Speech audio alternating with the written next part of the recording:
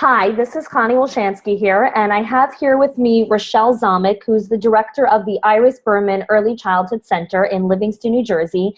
And she is here with us to share about her recent strategy session that she had and what she learned from the experience. Thank you, Rochelle, for coming. So excited to have you here. Glad to be here. So let's get started. Can you share with us, please, 2 key strategies that you learned from the call or any clarity that you really got? Okay, I would love to. So first of all, I'm searching for teachers that really have the same philosophy as our school. And I really find that it's a challenge. You know, we should have be on the same wavelength from the hiring day through the whole school year. And I find that at the beginning of the year, the teachers are all gung-ho, they're hired, they're great, but then they kind of fizzle out on it when they realize, being a teacher is a lot of work.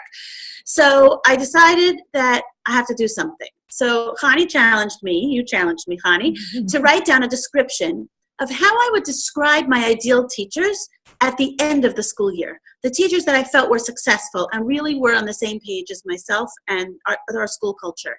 Yeah. And I felt that was such a great strategy because it really is going to help me to fill my job description, to figure out how to write my job description. So that's a really good technique. And then the second idea that I had is that for when the teachers begin the school year, the teachers are going to receive, I'm going to write down for them our school philosophy and some guidelines, things, just reminders for them that they can follow to go back and reflect when they're going through their challenges or whatever.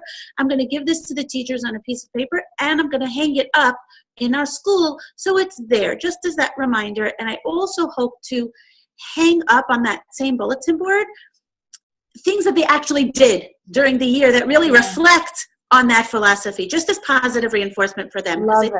From coming from them, things that they did, highlighting is a really good way to show them that they're being successful.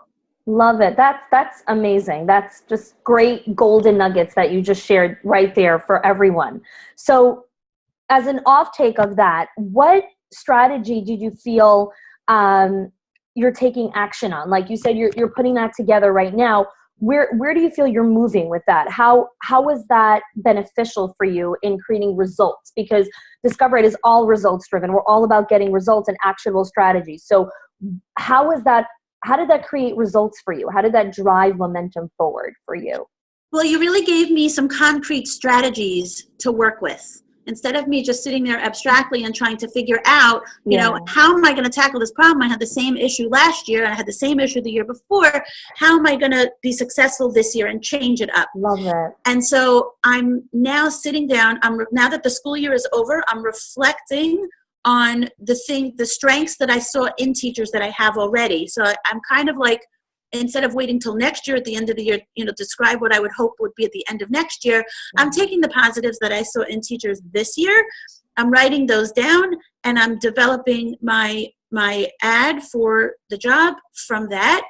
And I'm also, from that, taking what philosophy and what culture do I want the school to have, and I'm putting that together as well, so that as my hiring process begins, hopefully very soon, I will be able to show them, and I'll show them the paper in advance that, that this is bulletin board. I hope to put that up soon so that it's there already, so that they feel that it's already a part of the school. It's in their face already, and it's not something I'm springing on them as a surprise at the beginning of the year. Right. So one of the things that you really have now is just real clarity in what you're really looking for. It's not anymore like you're just fishing through this haystack and trying to figure out what you want. You have the clarity first. And then, as I said in the webinar of the Collaborating School Culture, when directors have clarity, then they can do execution, and then they can have their focus, and then they can have their execution. So I love that you're just really following that framework. My last question is, what message would you like to tell directors who are thinking about signing up for this session? What message would you have for them? What's your takeaway?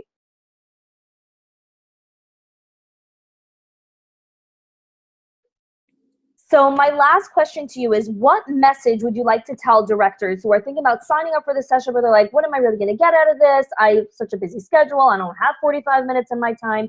What would you tell that director who just is on the fence? What's your message?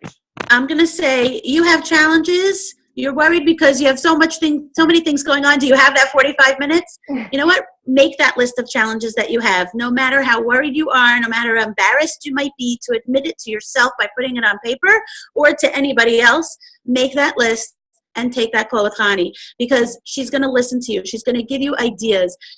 I love the way, Hani, that you focused on what my personal challenges were, not the cookie cutter, oh, everybody has that problem, everybody this, but you really, really listened to me and my special needs that I needed for my situation.